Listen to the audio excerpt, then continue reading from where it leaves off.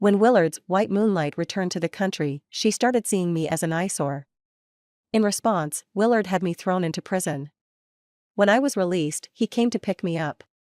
"Don't make her mad again. I'll still take care of you," he said. I smiled back. "No need, I have a new sponsor now." Then I turned and got into the car of his archrival. Willard's expression immediately darkened. "Just try and see what happens if you're with someone else." When I got out, Willard was there to meet me. Leaning against his sports car, he stood out in the dull, gray surroundings of the prison. He handed me a cigarette. "Tough time, wasn't it?"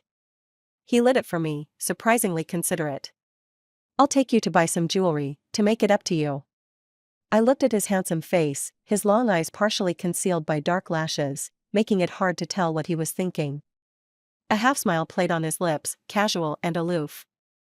He spoke as he walked. "Apologize to Brianna when you get back. Tell her you won't upset her again, and I'll hide you away in a villa she doesn't know about. An elegant home, with my own little treasure," he added.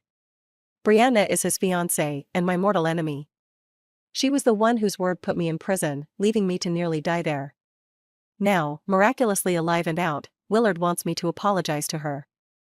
I looked at his indifferent face and suddenly thought back to 3 years ago. 3 years ago, Willard had handed me a cigarette in just the same way. "I heard your family went bankrupt. How about sticking with me?" My family had gone under. My father ran off, leaving behind my critically ill mother and me, who knew nothing about survival. My mother needed a large sum of money, which I couldn't come up with even by working 3 jobs. I begged everyone I knew, even resorting to kneeling, but all I got were sneers. "This world respects the high and mighty and tramples the weak." I had nowhere to turn. In my darkest hour, Willard saved me. I became his mistress, and my mother got her treatment. I moved into his villa, drove his luxury cars, and wore exclusive high-end jewelry once again. Willard told me to simply enjoy it all. When emotions ran high, he would kiss me in the dark of night and say, "Just stay by my side, be happy, and don't overthink it." But after experiencing bankruptcy, I was no longer lazy. I pushed myself to exercise, practice yoga, and keep my figure in shape. I endured excruciating beauty treatments to maintain my appearance.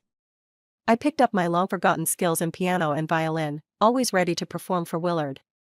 I even studied finance, art, and literature, just so I'd have something to talk about when Willard felt like chatting. The cruelty I experienced after our downfall taught me one thing: if someone's willing to spend on you, it's best to keep them happy. I used to be known as a spoiled and unreasonable socialite, but now I had even learned the art of tea ceremony, not to mention baking and cooking. I even mastered horseback riding, ready to serve whenever Willard wanted me on his estate. Willard would often hold my chin, his other hand brushing my face. "You don't really have to do all this. All you need to do is look pretty." I responded with a perfect sweet smile. "Mr. Willard, I'm more than willing to please you." Willard helped me. I owed it to him to be devoted. But perhaps I was a little too devoted. I became so focused that I forgot I was merely his purchased amusement. I even found myself secretly calculating our birth dates, daydreaming of a future together, united until the end of our days. Before my family's bankruptcy, I was a young socialite myself, so no one had told me that the first rule of being a mistress is not to fall in love. Falling in love only brings misfortune. I didn't know this. So, when Willard's white moonlight Brianna returned, I paid the price. Willard loved Brianna. And Brianna loved Royal. She followed Royal abroad, and that was the day Willard took me in. I later understood that Willard only kept me around because Brianna and I were sworn enemies in high society. He was venting his frustration at Brianna's lack of love for him. But, back then, I thought Willard genuinely liked me. I had no sense of danger. It had been a long time since Willard had come to see me, and I thought he was busy. When I called, he hung up, and I thought he was preoccupied. One day, he returned and collapsed into bed, faint red marks on his neck. I assumed he was just stressed, immune system worn down. The next morning, as he cuddled my exhausted body, he murmured, "I won't abandon you. Don't worry." I felt a surge of sweetness, thinking he was reassuring me because he was so busy. Only when Brianna came to find me did I understand what he'd really been busy with. Brianna looked at me as though a pedigree dog inspecting a stray. "Ethel, how did you stoop to becoming a mistress?" she sneered. "Willard proposed to me last night, and I accepted." She showed me her ring. "Ethel, a mistress is what? A long-term bed partner? Not even a real rival, just an object to satisfy desires." I stared at the ring. I'd once sent Willard a photo of that ring, bashfully imagining the wedding dress I'd wear. But now it was on Brianna's hand. I wanted to endure it, but I couldn't. Mistress was too sharp a word, and that ring was too blinding. Willard had treated me so well, I'd come to believe I was worthy of competing with Brianna. In hindsight, how foolish. I raised my hand and slapped Brianna twice, the sounds crisp and clear. She froze, clutching her face. My workouts had made me quite strong. She glared coldly, then laughed. "You really think Willard spoils you? Ethel, he kept you around just to spite me. Wait and see, there'll be a time when you'll regret this." At the time, I was nervous. But when Willard came back that night, he didn't scold me. In fact, he was even more passionate than usual. Half asleep, he carried me to the shower. Before I drifted off, he said quietly, "Brianna means a lot to me. You shouldn't have hit her." Curled in his arms, I forced myself to look up at him. Willard pulled me closer, inhaling my scent. "You need a little punishment, so you'll behave." I thought the punishment was just that intense night. Shyly, I kissed his chin. "Okay." He'd tamed me into a canary in a gilded cage, thinking that as long as I stayed inside, I was safe and content. Willard's behavior afterward didn't suggest any anger. He even brought me to his company, teaching me how to do business. Grateful, I followed his every instruction, obedient to a fault. Some of the tasks were odd, but I didn't question them. A month later, Willard's lawyer filed charges against me, embezzlement. I didn't even know what the charge meant. I was completely stunned. I went to find Willard, but his office door was locked, and my usual access code no longer worked. When I tried calling him, the number that was always reachable was now disconnected. When the police came to take me away, I still hadn't managed to reach Willard.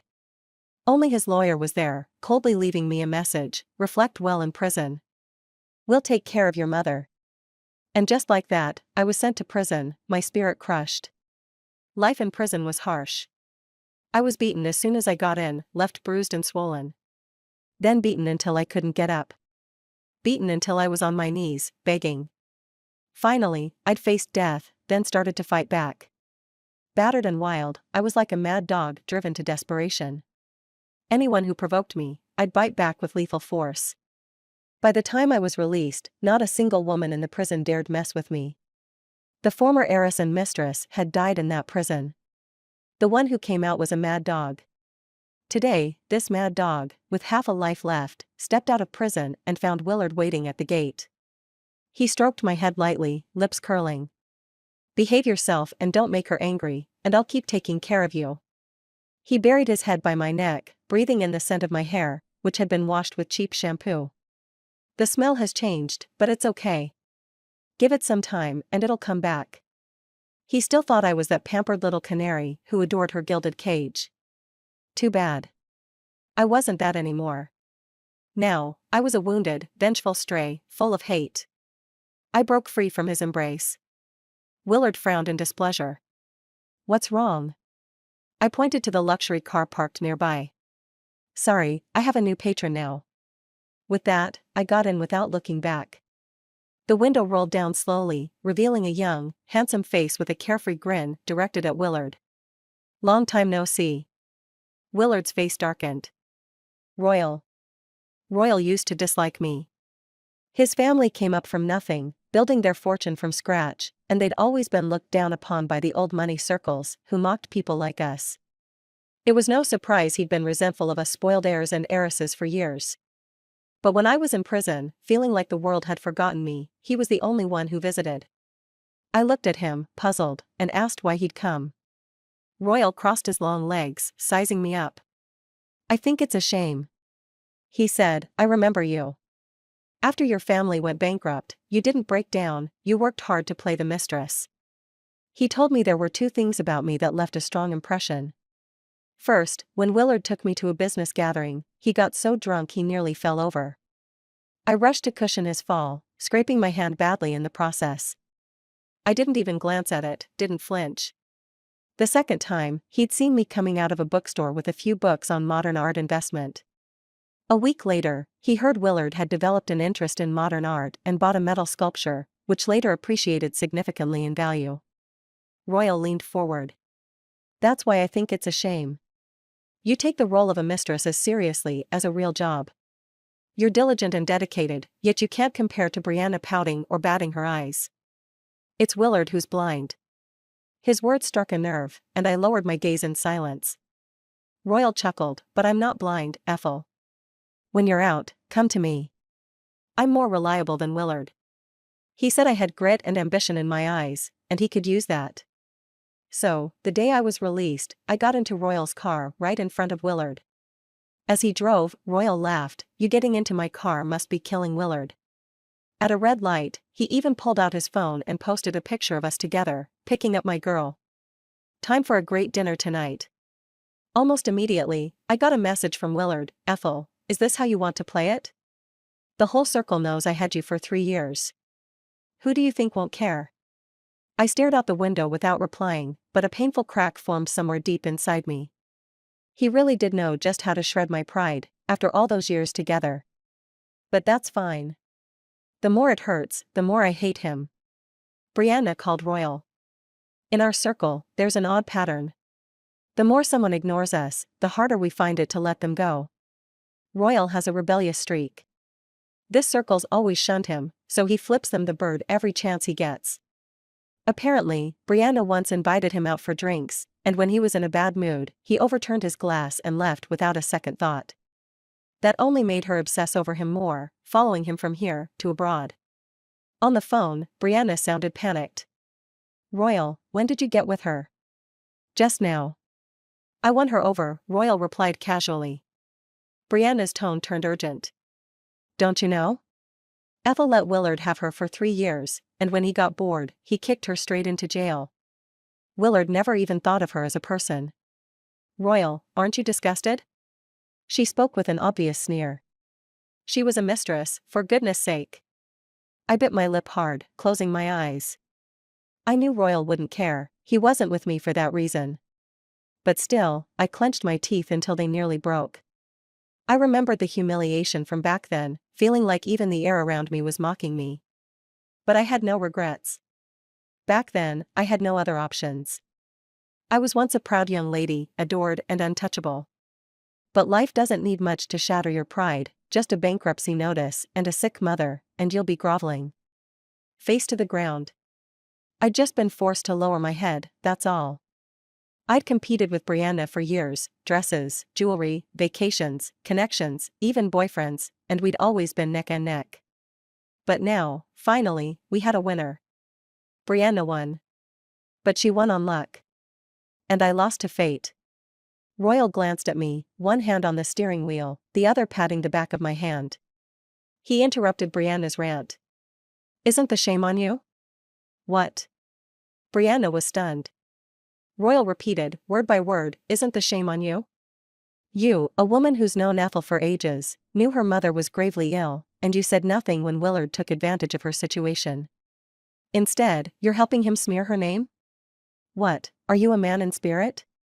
You call her dirty, but I find your heart filthy." Brianna was silent for a long moment. Then, after a few seconds, she hung up the phone in tears. I stared at Royal in astonishment. He raised an eyebrow. "Smooth talker, aren't I?" I nodded, dumbfounded. Just then, the car emerged from under the shade of a tree, and sunlight streamed in from my side, casting a warm glow on his face. My mood lifted, and I smiled. "Thank you for speaking up." That evening at Huayang Pavilion, Royal gathered a crowd and officially announced we were together. Brianna arrived, clinging proudly to Willard's arm. Royal held me close. "This is my girlfriend. Everyone, take care of her." One of Brianna's friends sneered at me. "But weren't you with Willard?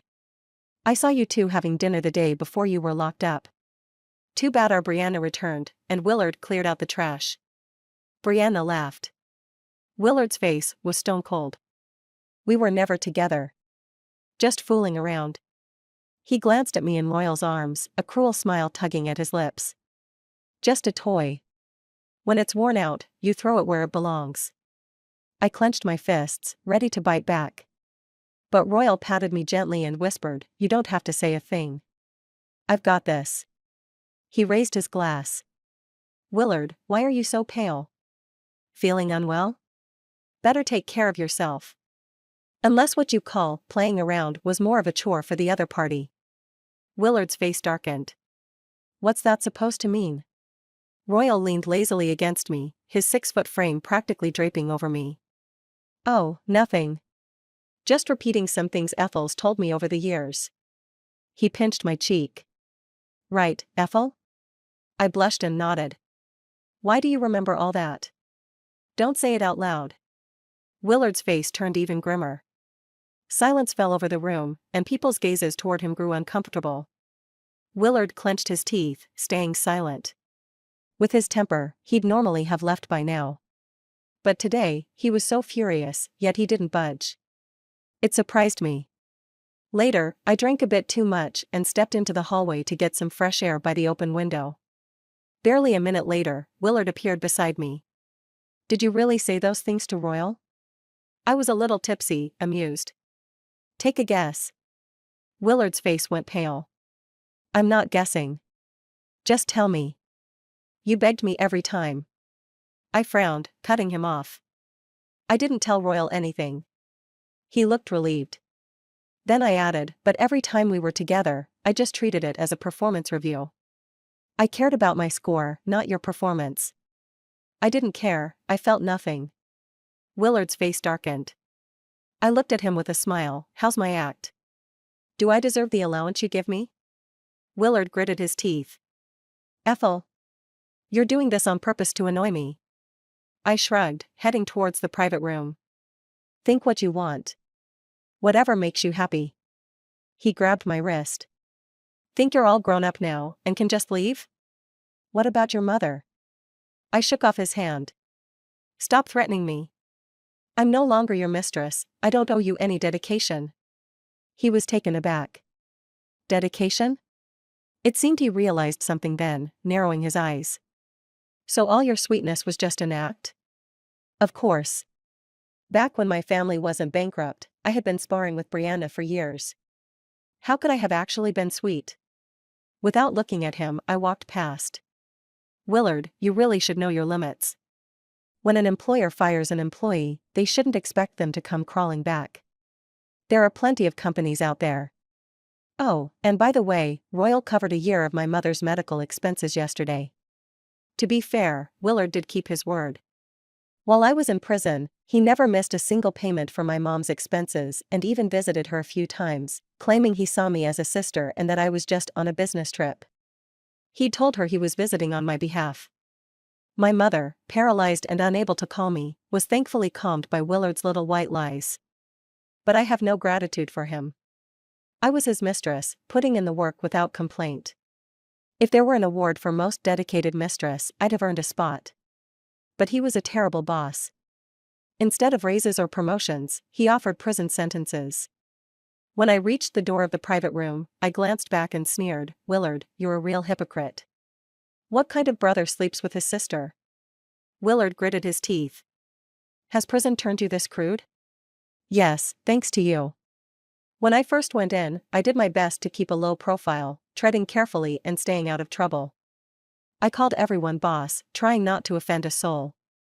But I almost got beaten to death for it, and I couldn't even get a scrap of soup at mealtime. Eventually, I had enough and started fighting back. I was beaten to the point where I could barely move in bed. That's when Dale stepped in to protect me. Dale was sharp and ruthless, no one dared mess with her.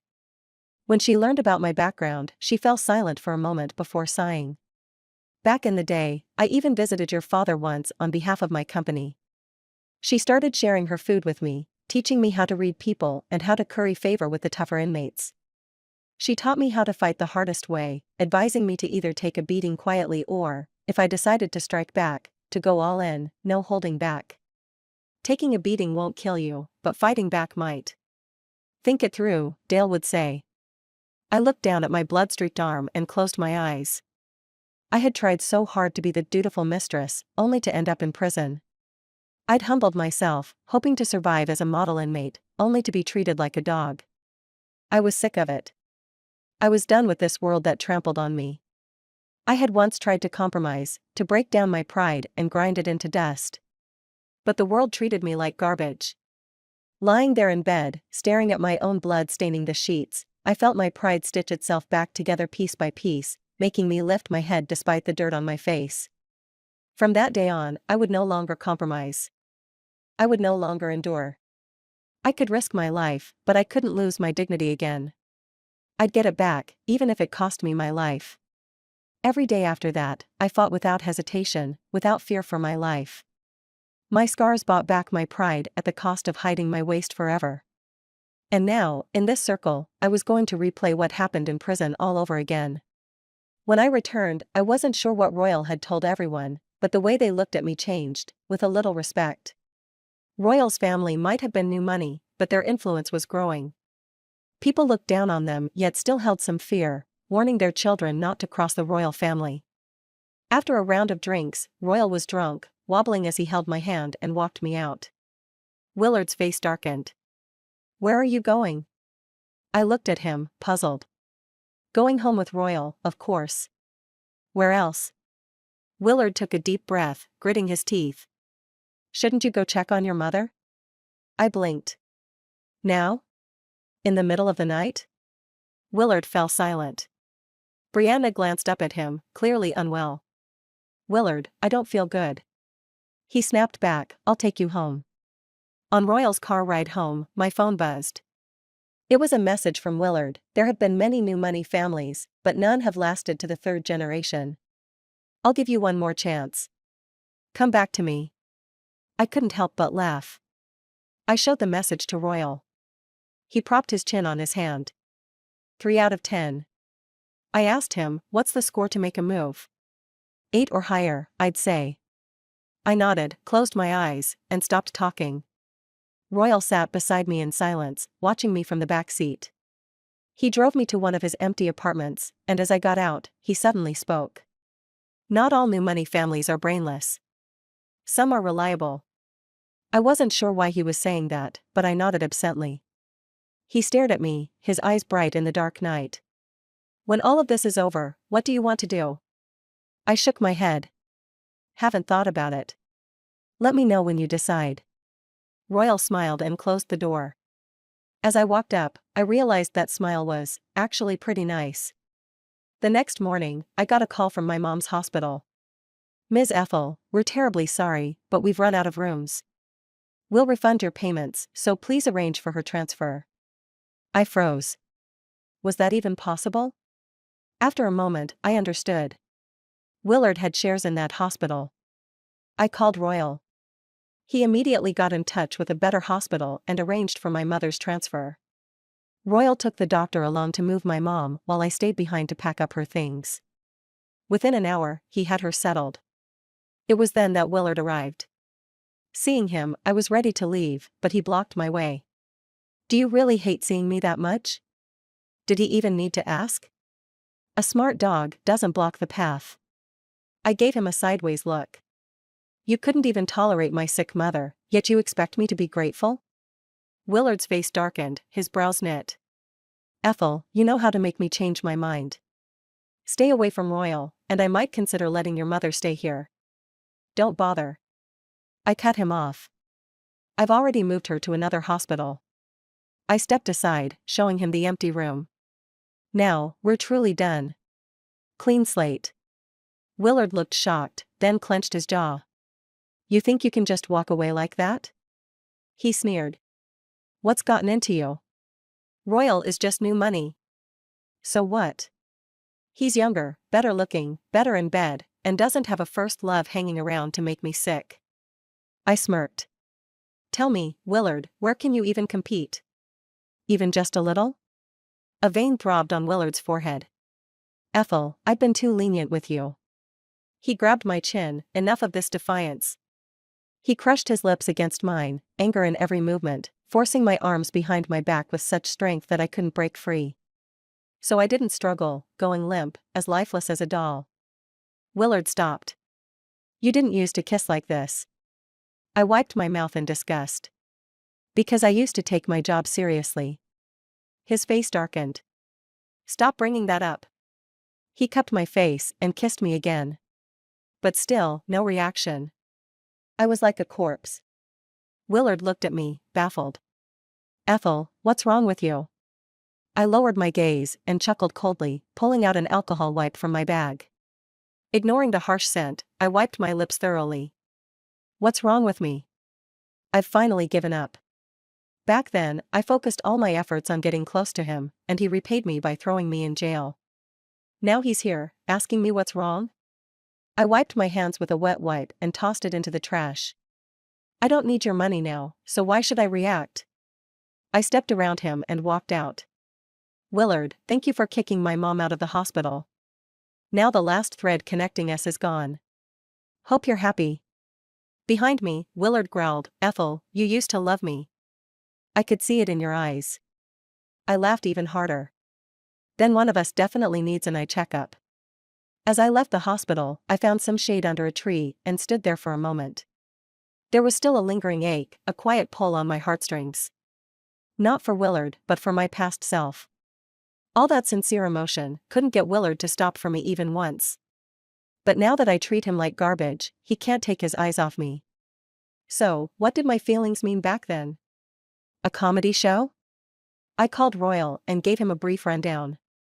When he heard that Willard had kissed me, not once, but twice, Royal paused.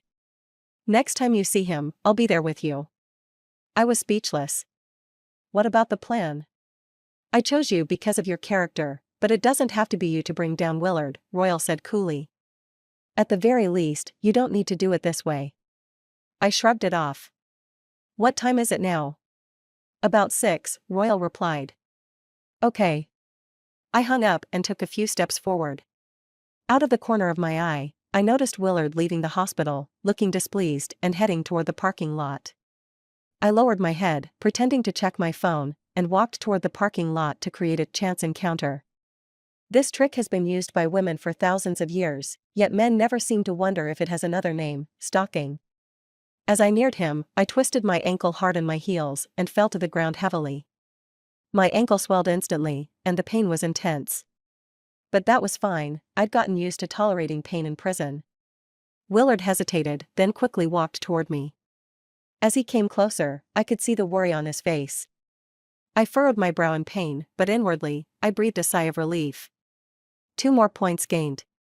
In our world, it's strange, things easily within reach are often discarded. Yet the unattainable keeps you tossing and turning, restless day and night. Just like Willard now, holding me with a face full of concern. When I went to prison, I never saw him worry like this. He took me to the doctor, carefully applying medication to my injuries. Brianna called him. Willard answered, I'm in a meeting right now. I'll call you back later.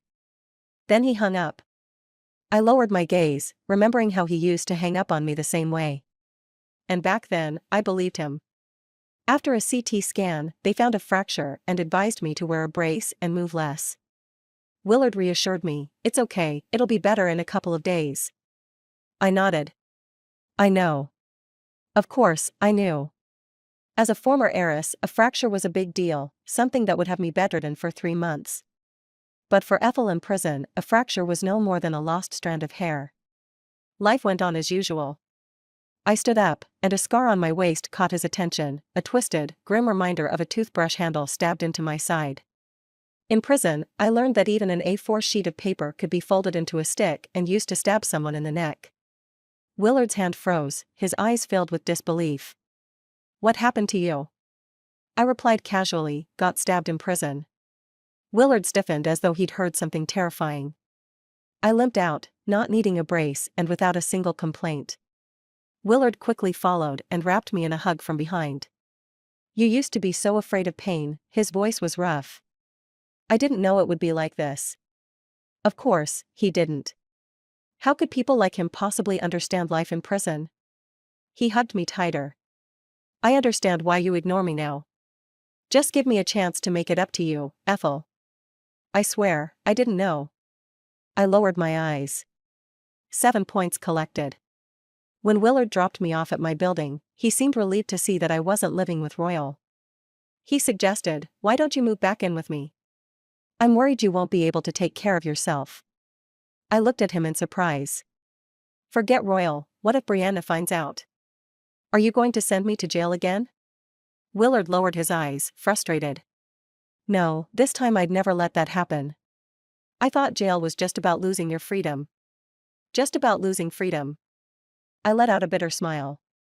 How confident I'd been to think a man like him could truly care about a mistress used out of spite. I waved him off. "You have Brianna, I have Royal. Let's not complicate things. There's no chance for us anymore." Willard didn't respond. Later, after I'd washed up and eaten, I looked out the window. He was still downstairs, chain-smoking. Once he left, I messaged Royal to update him on the situation. Late at night, he came over with iodine, gauze, and a brace. Willard had spent hours regretting things, yet it never occurred to him to bring me a brace. He just tried to transfer me some money. Royal placed my foot on his knee, carefully wrapping the brace and tending to my knee wound with iodine.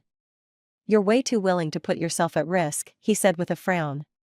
I brushed it off. "How else can I succeed?" Royal wrapped my knee in gauze. "If this plan depends on you taking risks, I'd rather stop." He handled my injury so gently, afraid to hurt me, and I was moved. If it were up to me alone, I could bring him down in half a year. "I'm just a little impatient." He looked up at me. "But I can take my time." I shook my head. "Royal, you don't understand. I need to do this myself. It's my obsession. If I don't, I'll live with regret for the rest of my life." Royal didn't agree, but I insisted. "If I can't finish it, I'd rather go back to jail." He held my gaze for a long time, finally giving in. "And when it's done? You need to think about what comes after. You're not going to retire in prison, are you?" I shook my head. "I don't know. Right now, all I want is to bring Willard down." Royal sighed, asking, "Is there anything you really enjoy? You picked up a lot of skills with Willard. Did you like any of it?" I thought for a moment. "No. I did it all for him." He pressed, "Before you met him, then?" I wasn't sure why he cared, but I thought back. Before my family went bankrupt, I loved gardening. My balcony was filled with lush flowers and plants, and there was a greenhouse in the yard, all tended by me. No help from the servants. Royal nodded, standing up. "I'll find you a part-time helper. Get some rest for a few days, and don't rush to find Willard." I shook my head. "There's no need, don't think of me as weak. You saw me in prison, you know how I was." Royal smiled. "Of course, I expected no less. Get some rest, then." After Royal left, I had a dream that night. In the dream, my garden was withering. But I was in prison, unable to water the plants. I begged Willard, begged Brianna, begged all my old friends for help. They just laughed, watching me cry. Not one of them stepped up. In the end, Royal offered his hand. "I'll help you, but you'll need to help me complete my plan." He pointed at Willard. "Bring him down for me. I want to take over his territory." Looking at Willard's indifferent face, I nodded hard. After a long night of dreams, I woke up in the morning to 2 messages. One from Willard, asking if I was still in pain and saying he'd bring me breakfast. And one from Royal. He sent me an address, a vast stretch of land outside the city. "When it's all over, how about turning this place into your garden?" I didn't reply. I had once wholeheartedly relied on someone, only to suffer the consequences. Now, I no longer dare rely on anyone. And I don't want to either. I managed to make a name for myself in prison, where all sorts of people mix. Why would I need to depend on anyone? Willard came by early in the morning looking for me. Unfortunately, I wasn't there. He called me, "Where did you go so early?" While eating a sandwich at a convenience store, I replied, "Royal was worried, so he took me to the hospital for a checkup." Willard was displeased. "But I brought you breakfast and your meds." I responded, "Royal has to go to the office soon. If you're free, wait for me. If not, that's fine." Willard hesitated, then gritted his teeth. "I'll wait." Willard had never waited for anyone before. It was always others who waited for him. I could tell he wasn't happy. I spent the morning strolling, snacking, and shopping. 3 years in prison had almost made me forget how to enjoy myself. Around 10, he called me again. "Are you coming back?" I was getting a manicure and told him, "Royal wants to have lunch with me," and asked me to wait. "You can go back first." With that, I hung up. When he called again, I didn't pick up. After a while, Willard sent me a message. "Ethel, don't treat me like this. I know you're getting a manicure, I could hear it. You used to care about me a lot. It hurts to see you like this." I looked at the message and smirked. Before I went to prison, I had texted him too, "Willard, don't do this to me, I'm scared." But he hadn't even replied, only told his lawyer to tell me to reform well. I replied to Willard, "I still need another hour. Are you willing to wait?" Willard replied with one word, "Wait." An hour later, I saw Willard's silver Bentley parked downstairs. He was leaning against the car, smoking. Eyes shut tight in a cloud of smoke, he only opened them when he heard my footsteps, bloodshot and weary. "You left me hanging on purpose." He seemed bewildered. "Ethel, you used to care about me. What can I do to make you go back to that?" Willard lowered his head in front of me. "I know you still love me, Ethel. I give up, okay?" I silently watched him, head bowed. After a moment, I held out my hand. "Willard, I'm too tired to walk. Carry me upstairs." Willard bent down and lifted me up. "All right." He carried me up, poured me a glass of water, and even helped me take off my shoes, things he'd never have done before. He even went down to the grocery store, took off his expensive suit jacket, and cooked me a meal. Watching his busy figure, I suddenly felt a bitterness for my former self. If this is all it takes to make Willard care, what was the point of everything I gave before? Brianna called as Willard was wearing an apron, making soup for me. Tomorrow is Brianna's birthday, and also her and Willard's engagement anniversary. She asked him what his plans were for tomorrow, but Willard, staring impatiently at the bubbling pot, said, "You handle it." Then he hung up and brought a bowl of soup over to me. "Break up with Royal, won't you? I can keep doing this, cooking and taking care of you." He glanced at my waist, lowered his head, and said, "I owe you that much." I sipped the soup in silence. As Willard cleaned up the room, I answered Royal's call. "Hey, baby. What's up?" Royal asked, "Is Willard there?" I murmured a confirmation. Royal said, "I'll come over. I don't trust him alone with you when you're not fully mobile." I paused. "Don't forget what I said." Royal hesitated before replying bitterly, "I shouldn't have partnered with you in the first place. It's a headache every day." I hung up, and Willard asked, "Royal?" I nodded. "He thinks I'll get bored and suggested I work at his company." Willard put on his jacket to leave, looking upset. But just as he stepped out, he turned back. "There's a company out of town called Mega Profit Ventures. If you're willing, you can go there directly as a manager."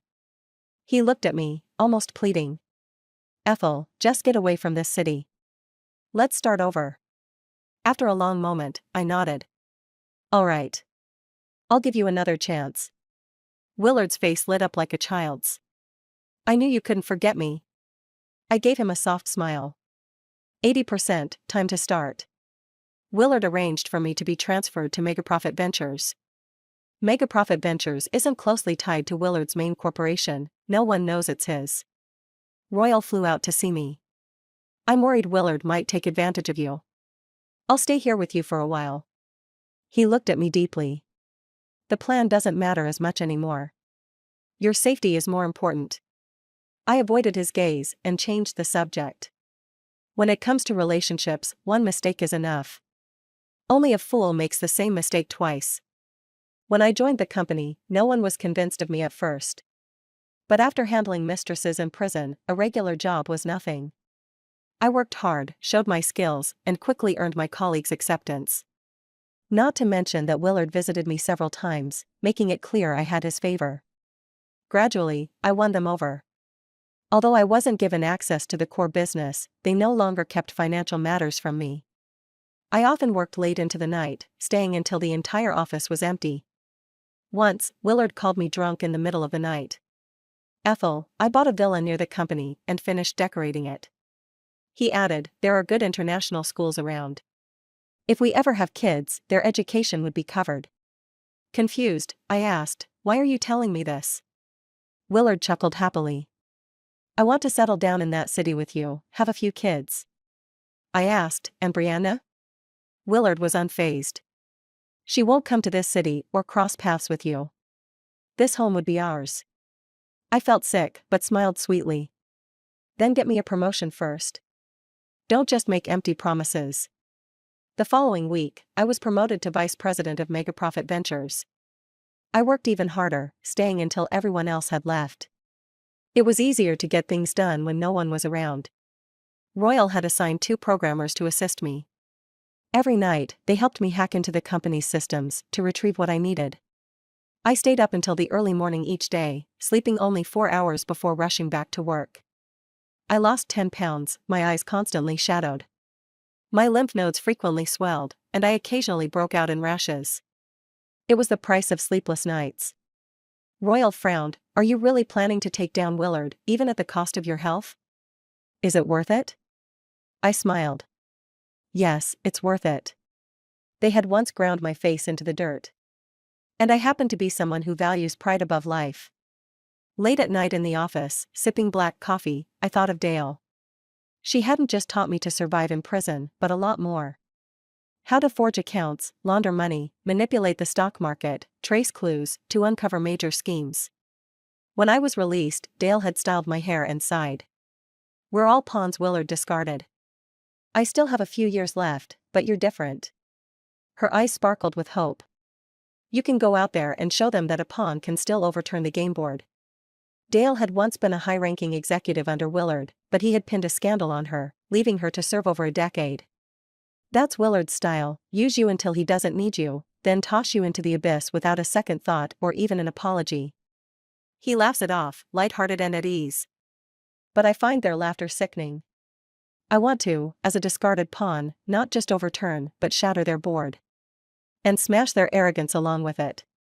I put down my coffee, pocketed the hard drive, and went downstairs to meet Royal for dinner. Royal had stayed here with me for half a year. He smiled, my dad's still strong, and my mom's even sprier. I'm just in the way at the family business. He lowered his head, slicing his steak. So I might as well stay with you. I took a sip of white wine and casually changed the subject. It's been 6 months. We've collected nearly all the evidence.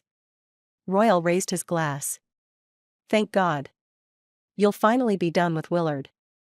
He sneered, Willard wants to settle down with you. Doesn't he realize he's engaged? I laughed. How could anyone expect moral integrity from Willard? My hard drive is almost full. It's packed with evidence of Willard's money laundering, currency evasion, and illegal stock manipulation.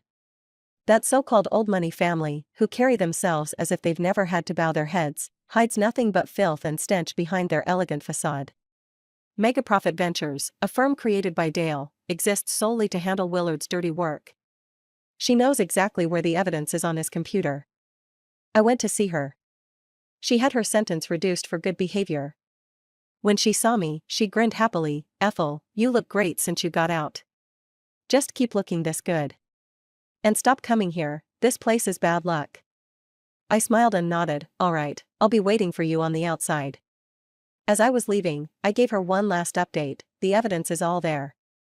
Safe to say, Willard's reputation is about to get seriously shredded. Dale's eyes sparkled with tears as she nodded, good, good. She urged me to leave quickly, and as I walked out, I could hear her breaking down into sobs behind me. Here was Dale, feared by everyone in prison, ready to go to war at any moment, now crying like a helpless child. At 22, she'd sacrificed everything for the Willard family. She'd worked her life away for over a decade, too busy to even think about marriage, only to be discarded in a heartbeat, tossed in jail by the very family she'd served. Compared to her pain, my own suffering felt trivial. The moment I walked out of the prison, I took a deep breath and made a phone call. Hello, I'd like to make a formal report. Entrepreneur Willard is engaged in money laundering.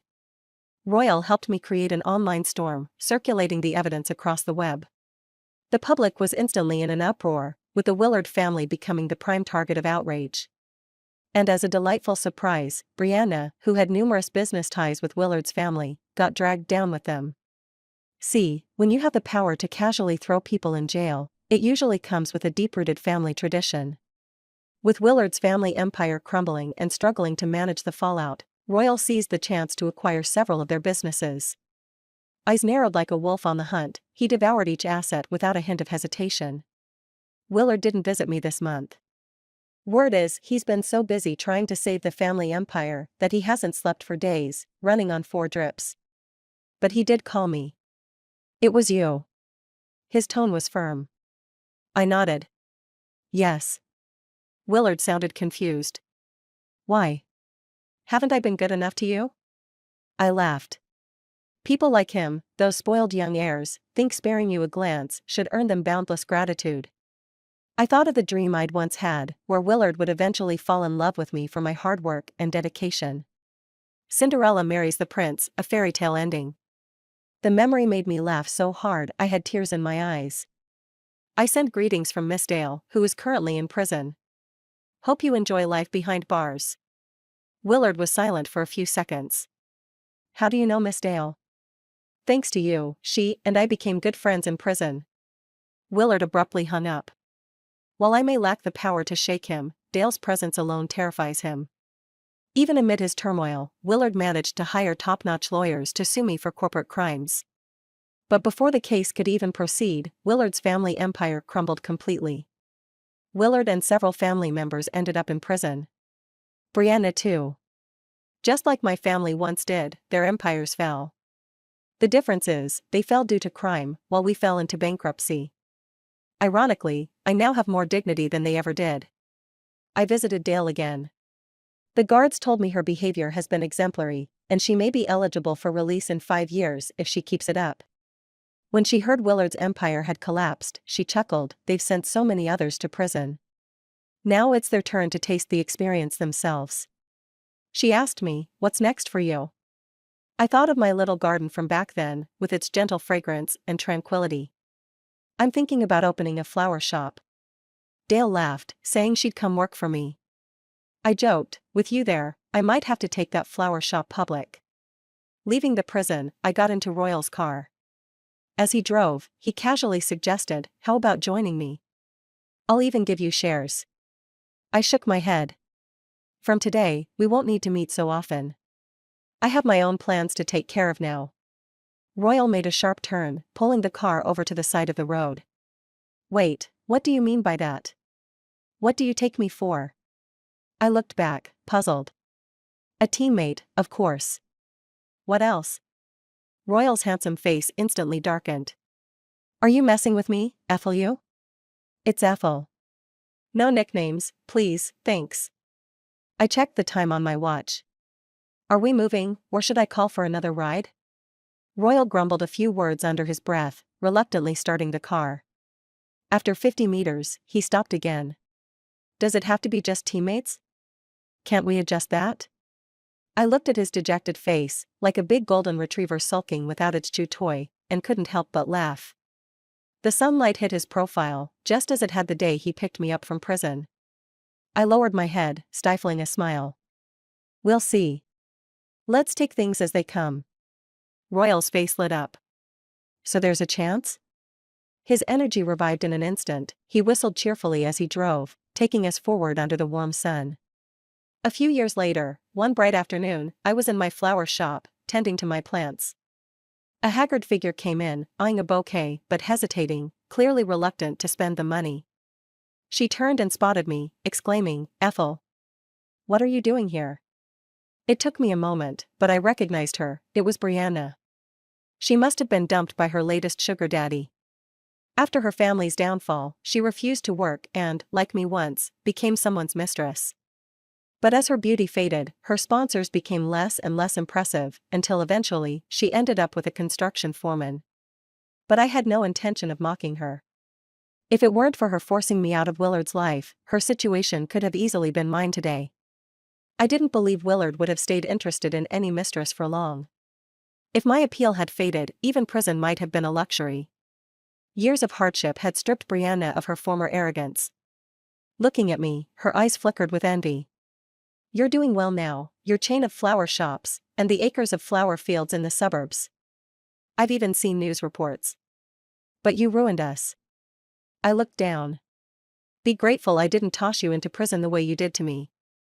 I lifted my shirt to show her a scar on my waist. This is just one of them. Someone stabbed me with a toothbrush multiple times. I didn't think I'd make it back then. The scar, twisted like a snarling beast, stared back at her. Brianna took a step back, speechless. I laughed.